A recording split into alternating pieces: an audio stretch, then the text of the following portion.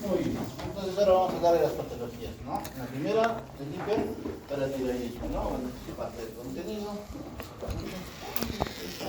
Solamente para hacer un recorrido que sus compañeros de repente no lo especificaron, ¿no? ¿Por qué es importante el calcio?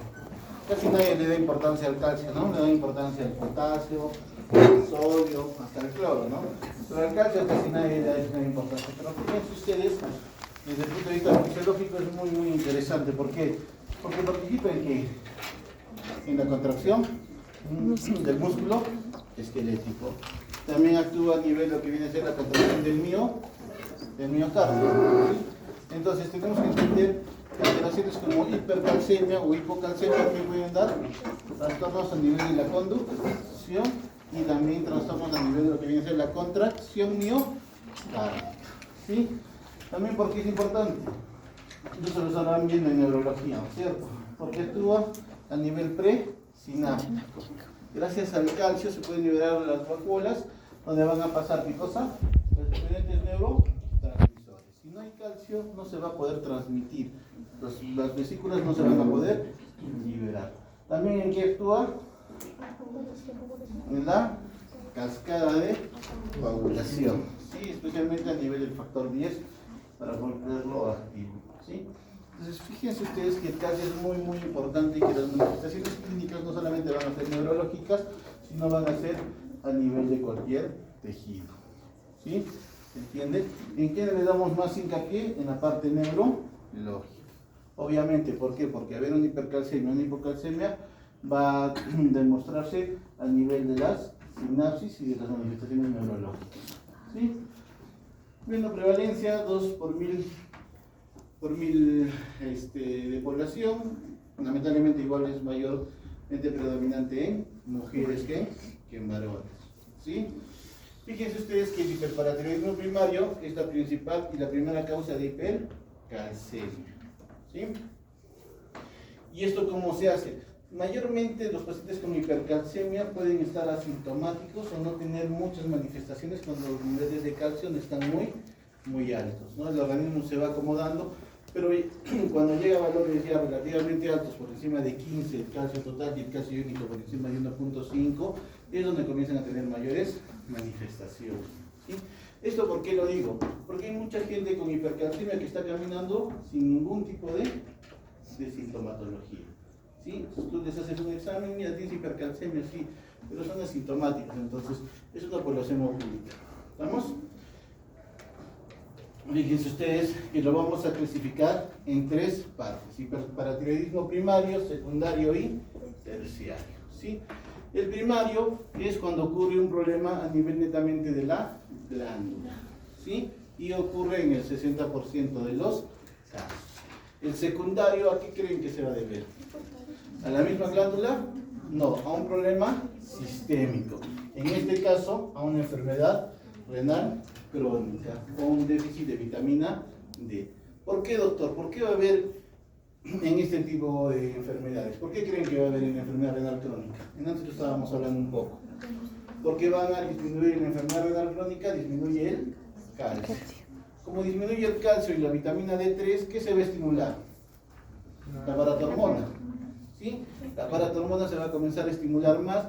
¿Por qué? Porque va a haber menos cantidad de calcio y de vitamina D. Entonces la paratormona va a aumentar. ¿Y qué es lo que va a hacer? Mayor reabsorción ósea. ¿Va a actuar a nivel renal? No, porque el riñón ya está excluido, el riñón ya no funciona, está en un estadio 5. Perdió toda su capacidad hormonal, infiltrativa, de reabsorción, etc. Entonces, ¿qué es lo que pasa? Lo que va a absorber el hueso, ¿sí? ¿Va a generar un adecuado calcio? No. Va a generar siempre algo de hipocalcemia. Entonces, ¿qué es lo que va a generar esta hipocalcemia? Más hiperparatiroidismo. Al final, ¿quién va a ser el pagano, por así decirlo, de todo este hiperparatiroidismo? Los huesos. ¿Sí? ¿Por qué? Porque el hueso va a seguir reabsorbiendo. Sí. Y esos huesos van a comenzar a generar, ¿qué cosa? Lo que se denomina osteodistrofia renal. ¿Por qué renal? Porque la causa viene siendo la insuficiencia renal terminal de mi paciente. ¿Sí? Y a veces, ¿qué es lo que pasa? Que va a llegar a un momento en el cual tanta hipocalcemia que se genera en los pacientes renales crónicos, en un porcentaje del 5 al 15%, van a generar ¿qué cosa? Que estas glándulas, tanta estímulo han tenido por la parte de hipocalcemia que se van a volver autónomas, es decir, van a perder cualquier tipo de equilibrio homeostático.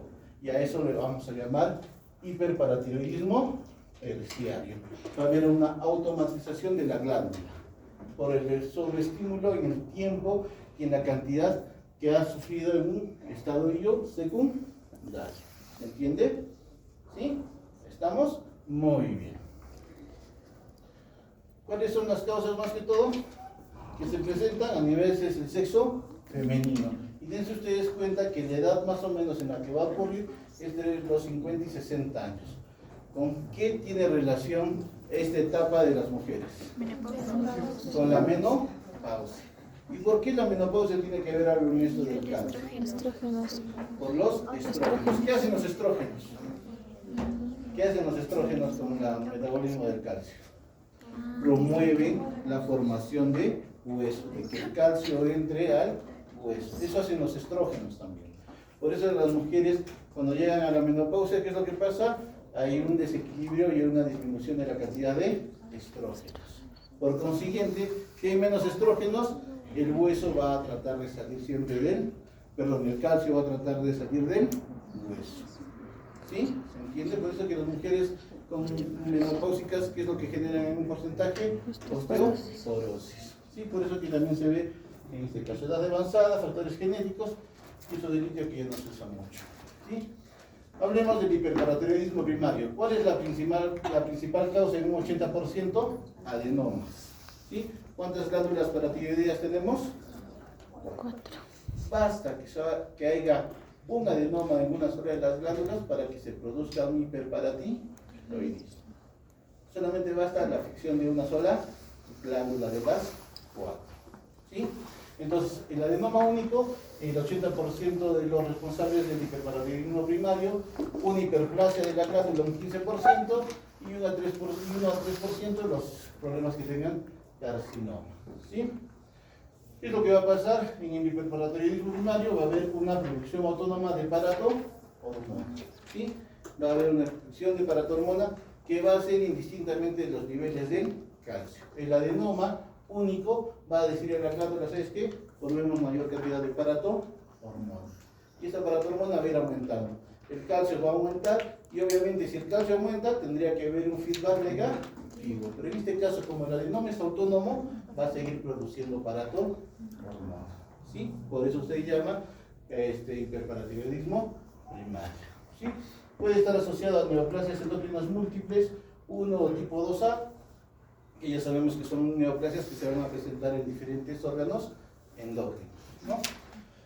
Hiperparatiroidismo secundario, habíamos dicho que es una respuesta compensatoria a la hipocalcemia crónica que se produce en los pacientes especialmente con enfermedad renal crónica. Y el terciario es el desarrollo de una autonomía glandular, ¿sí? Tanto estímulo de la parte renal que va a generar que la glándula se vuelva autónoma y que se vuelva hiperfuncionante, ¿sí? Obviamente, ¿qué es lo que vamos a tener? A nivel del hueso, mayor reabsorción. Y esto va a generar problemas de osteodistrofia. A nivel del riñón, mientras el riñón esté funcionando, mayor reabsorción de calcio, menor reabsorción de fósforo y mayor síntesis de calcitriol. Y este calcitriol, ¿qué va a generar? Mayor reabsorción intestinal de calcio y de fósforo y mayor reabsorción de calcio a nivel renal. ¿Qué es lo que va a producir? Hipercalcemia. ¿Sí? Manifestaciones clínicas. A nivel óseo, ¿qué es lo que va a presentar? Primeramente presentan osteopenia. ¿Qué es la osteopenia? Disminución de la cantidad de material cálcico a nivel de los huesos. ¿Cómo lo identificamos? ¿Con qué diagnóstico? ¿Con qué estudio? Densitometría ósea. Por eso, a todas las pacientes postmenopáusicas, ¿qué le hacemos? Densitometría ósea. Cuando sospechamos alguna alteración, también densitometría ósea. ¿Por qué? Porque nosotros tenemos que entender que el hueso se está descalcificando. ¿Gracias a quién? Al aparato. ¿Sí? Muy bien. Osteoartritis fibrosa quística, ¿qué significa? Como el hueso está perdiendo grandes cantidades de calcio, ese hueso ¿cómo va a quedar? Vacío. Y el organismo, cuando ve algo vacío, ¿de qué lo rellena? De tejido fibroso. Va a comenzar a fibrosar. ¿Sí? Eso se llama osteoartritis fibrosa o osteodistrofia fibrosa quística. ¿Vamos? A nivel renal, ¿qué es lo que va a pasar? Sus compañeros comentaban, ¿no? ¿Cuánto es la ingesta normalmente que tenemos? 1 gramo, ¿no? De calcio, 1 miligramo o 1 gramo. De ese gramo no se reabsorbe todo, se reabsorbe solamente un 20%. Y esto hace de que el calcio se movilice en una homeostasis adecuada entre el intracelular, el extracelular y el hueso. Pero recuerden que ese calcio, por gasto cardíaco, ¿a dónde va a llegar siempre? Al riñón. ¿Sí? Y en el riñón se va a filtrar gran cantidad de calcio a nivel de todo el día. ¿Qué es lo que pasa si es que el calcio está aumentado en la sangre? Si hay hipercalcemia. También vamos a darle a nuestra nefrona grandes cantidades de calcio. ¿Sí? Y el calcio obviamente tiene un mecanismo de reabsorción, secreción, etc. Pero como hay un sobrenadante de calcio, ¿qué es lo que va a pasar? Ese calcio ya no se va a poder reabsorber en toda su capacidad. ¿Qué es lo que va a pasar? Va a haber calcio en la orina, eso se llama hipercalciuria. ¿Y qué es lo que pasa con la hipercalciuria? Solamente basta que haya muchos cristales de calcio que van a comenzar a ¿qué? A unirse. ¿Y qué es lo que van a formar? Cálculos. ¿Sí? Ahí se forman los cálculos. ¿Por qué? Por la sobredemanda que hay de calcio en la filtración renal. ¿Sí? Y son pacientes que van a tener la presencia de nefrolitiasis. Nefrocalcinosis. Cuando la cantidad de calcio es excesivamente alta, ya el calcio no solamente se va a comenzar a depositar en los túbulos y a nivel del uréter, sino va a comenzar a infiltrar al parénquima renal. Eso se llama nefrocalcinosis. ¿Sí? Y obviamente estos dos, con el pasar del tiempo, ¿qué es lo que van a generar? Insuficiencia renal. Mi paciente va a empeorar su insuficiencia renal, que ya tenía una previamente añadida. Cardiovasculares, hipertensión arterial, hipertrofia del vesículo izquierdo, calcificaciones valvulares en estadios muy avanzados. En un hiperparatiroidismo terciario puede encontrarse una aorta totalmente calcificada. ¿Por qué? Porque el exceso de calcio justamente hace que se deposite en esos tejidos. Pero fíjense ustedes que también a nivel neurológico van a presentar otras manifestaciones, como que fatiga, depresión, deterioro cognitivo y trastornos del sueño. Entonces no piensen que toda hipercalcemia van a encontrar al paciente o totalmente laxo o con alteraciones neuromusculares, sino también pueden presentar a nivel neurológico estas alteraciones. ¿Sí? Bueno, acá hay unos dibujos que les traigo para que vean cómo se va descalcificando los huesos, ¿no? Ven las imágenes, ya no es un hueso totalmente unificado en el contexto de la densidad, sino ya comienza a presentar lesiones osteodistróficas, que son estas. ¿Ven? Como el hueso pierde su capacidad y comienza a reabsorberse en forma indistinta, ¿no? Acá una placa donde vemos justamente reabsorciones extensas, ¿no? Y se puede presentar en cualquier tipo de hueso, ¿no? Mayormente se presenta en los huesos largos, pero también en los huesos largos cortos, como el de las manos y a nivel del peroné. Diagnóstico laboratorial, ¿qué es lo que vamos a tener? Siempre vamos a tener una hipercalcemia. Cuando nosotros tengamos hipercalcemia, tenemos que sospechar en un hiperparatiroidismo. Entonces, ¿qué vamos a dosar? La aparato hormona, que mayormente siempre va a estar elevada. ¿Sí? Elevación de la hormona paratiroidea y también hipercalcemia. Asociado a eso, también vamos a tener obviamente calcio sérico. Este es el calcio sérico total, ¿no? Fósforo, hipofosfatemia, porque obviamente se va a cambiar calcio por fósforo, por hormona elevado y el cloro tenemos relacionalmente elevado. Otros marcadores, la vitamina D3 también va a estar frecuentemente baja en la dirección reserva y eso va a generar que obviamente en el secundario se eleve mucho más, ¿no? Diagnósticos diferenciales, hipercalcemia familiar, hipocalciúrica, sarcoidosis, intoxicación por vitamina D. Fíjense ustedes que estos son la presencia de una radiografía simple de abdomen. ¿Y qué es lo que vemos? ¿Radiopacidad o radiolucidez? Radiopacidad. Radiopacidad o radiolucidez. Radioopacidades difusas a nivel de lo que viene a ser el contorno renal. ¿Sí? Tú tienes esto, ¿qué estudio le vas a hacer? Una ecografía. Vemos, ¿no? Un riñoncito totalmente calcificado. Nos queda un poco de dudas y le mandamos a hacer su tomografía. ¿Qué es lo que vemos? Una nefrocalcinosis. Ya no solamente es litros de calcio, sino ya es una nefrocalcinosis que viene a ser cuando ya está invadido el mismo parénquima renal. ¿Sí? Entonces, esto es lo que llegan los pacientes con hiperparatiroidismo. ¿Sí? Localización, diagnóstico de imágenes de localización. Bueno, por imágenes, ecografías, camografía, magnesio y resonancia magnética es lo que podemos pedir, pero con una simple radiografía muchas veces es suficiente. Indicaciones quirúrgicas, esto no vamos a tocar porque no nos corresponde, tratamiento quirúrgico. Obviamente, si yo tengo un adenoma de la paratiroides, ¿qué es lo que tengo que hacer? Sacar. ¿Sí? ¿Saco una o saco todas? Recuerden ustedes que la paratiroides es muy pequeña, ¿sí? Y yo no sé si el adenoma puede estar en uno o puede estar en dos. Biopsiar es muy difícil de biopsiar, ¿sí? Entonces, pero si yo sospecho de un cáncer, sí tengo que biopsiar y mandar la anatomía patológica. Si me sale cáncer, tengo que sacar las 4 paratiroides, ¿no? Esto, tratamiento quirúrgico no hablamos. Médico tampoco. Complicaciones, fracturas. Los pacientes con hipercalcemia, como hay tanta reabsorción y han visto esos huesitos que se están descalcificando, obviamente si ese huesito tú le generas un trauma leve, ¿qué es lo que va a pasar? Se va a fracturar. Si ese paciente sufre una caída leve, se va a fracturar. ¿Sí? Y muchas veces estos pacientes vienen a la guardia por una fractura patológica. ¿Sí? Se cayeron y se fracturaron. Tú dices, qué raro que se fracture con un golpe tan no muy intenso, ¿no? Entonces comienzas a estudiar que los pacientes tienen hipercalcemia y tienen hiperparatiroidismo. ¿Sí? Resultados postoperatorios, bueno, deterioro progresivo en enfermedad renal crónica y cardiovascular también son las complicaciones que mayormente se presentan. ¿Sí? Entonces, la principal causa de hipercalcemia, ¿cuál es? Hiperparatiroidismo primario. Y dentro del primario, ¿cuál es la principal causa? El adenoma solitario. ¿Sí? En segundo, hiperplasia y en tercero, el cáncer. ¿Sí?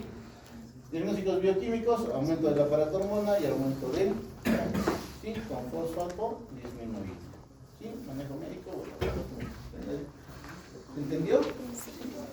Muy bien. Para terminar, para irnos. Muy bien. Bueno, nuevamente, ¿no? Vamos a hablar. Bueno, fisiología ya hablamos, fisiopatología también ya dijimos algo, diagnóstico, evaluación, tratamiento no lo vamos a hacer. Vamos a. Muy bien, esto ya lo han señalado sus compañeros en la parte inicial de la clase, ¿no? 4 glándulas, pesos chiquitos. Concepto clave, la paratormona es esencial para mantener la homeostasis del calcio y su deficiencia obviamente genera. Muy bien. Epidemiología, clasificación del hipoparatiroidismo. ¿Sí? ¿Cuál sería la primera causa? Ya lo mencioné hace un ratito. Simplemente no tener glándulas paratiroides. Entonces, ¿qué es lo que ha pasado?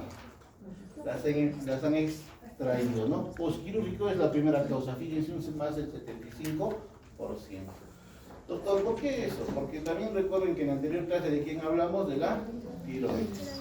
Cuando hay una patología tiroidea, habíamos dicho que muchas veces también el tratamiento es la extirpación de la tiroides. Y como son glándulas muy pequeñitas, a veces el cirujano de cabeza y cuello saca toda la glándula, incluidas las paratiroides. Y tú le preguntas, doctor, ¿dejó las paratiroides? Y dice, no sé, ayer ojalá. ¿Por qué? Porque como son tan pequeñas, a veces no se pueden ver. ¿Sí? Y mayormente recuerden ustedes que la irrigación de la tiroides viene a ser por la tirolingo y viene a ser por la inferior, ¿correcta? Entonces, ¿qué es lo que pasa? Si tú vas a dejar una paratiroides, no la puedes dejar sin circulación. Se va a morir, se va a necrosar si no la dejas. Entonces, ¿qué es lo que pasa? Mayormente sacan todo. ¿Sí? Y tú le dices, no, ¿sabes qué? Pero mejor hacer un control de la paratormona y del calcio mañana.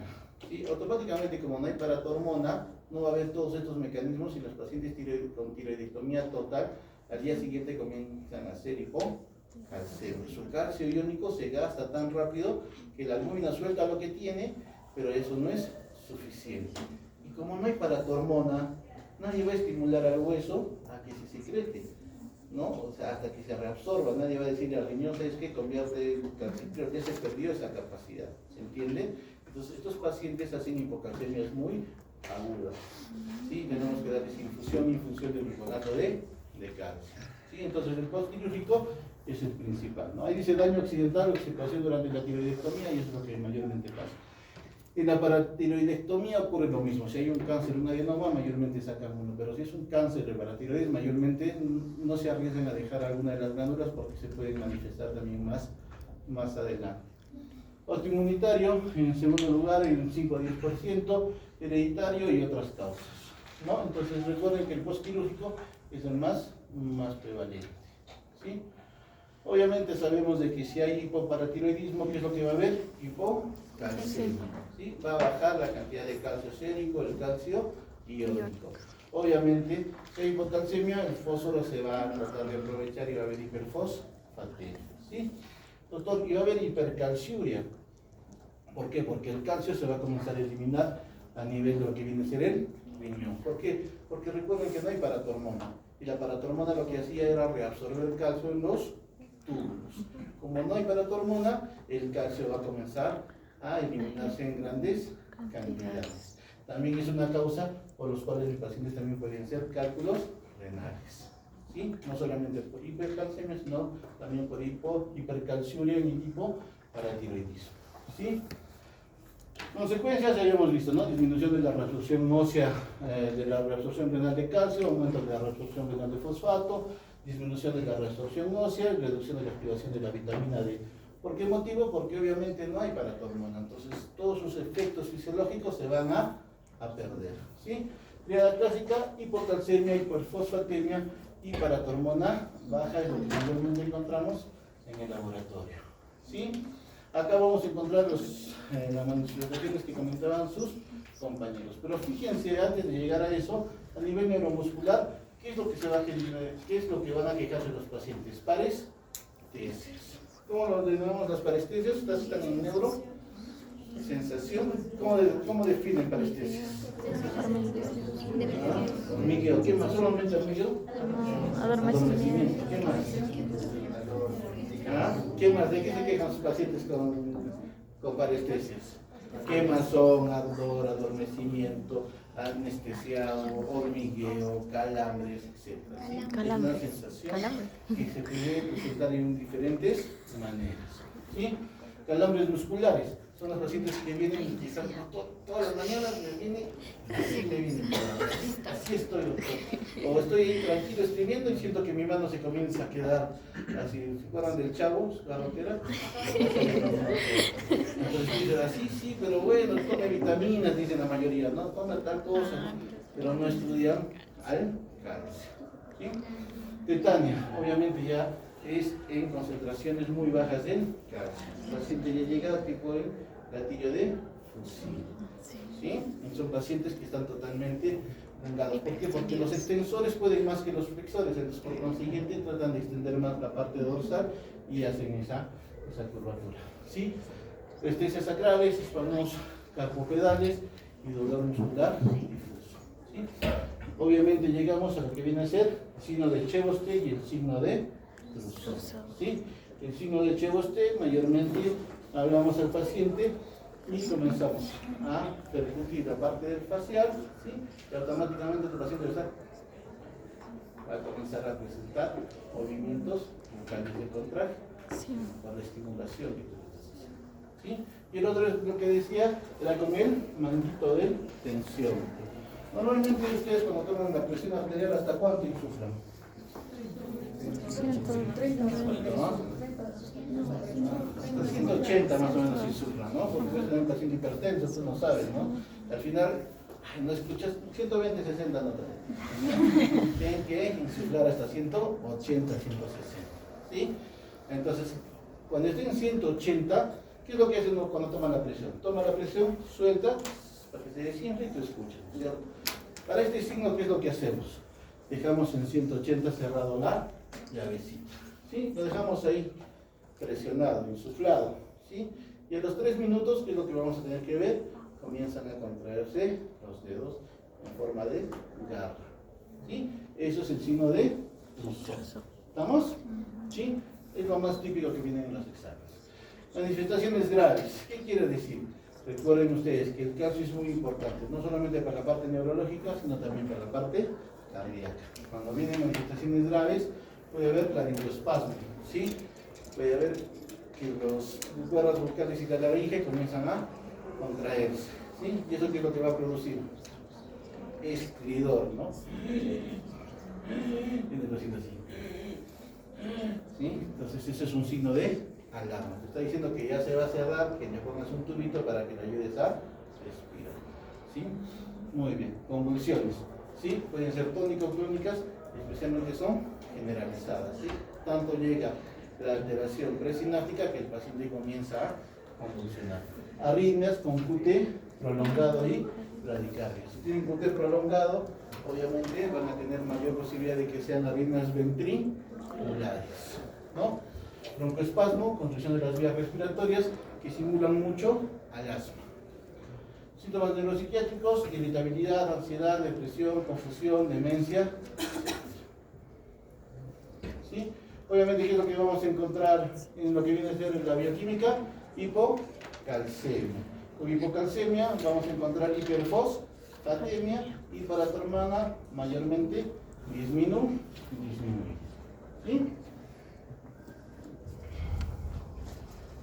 Emergencia, bueno, esto es el tratamiento. Nosotros mayormente en estos pacientes, si tú no lo sospechas, no lo haces, ¿no? Si tú sospechas que un paciente viene así con broncoespasmo, con estridor y con un poco de tetania, con calambres, sospechas de hipocalcemia. Lo intubas y te pones calcio en la venosa hasta que recupere. ¿Sí? Bueno, esta es parte del tratamiento. Parte del tratamiento.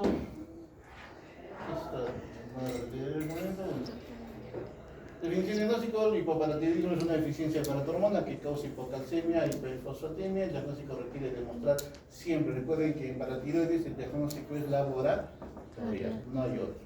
Si por más que tengas clínica, siempre tienes que tener laboratorio, dosaje de calcio y dosaje de aparato, hormona. Si no, no puedes hacer el diagnóstico. ¿Sí? La terapia es esto. ¿Se entendió? ¿Alguna duda?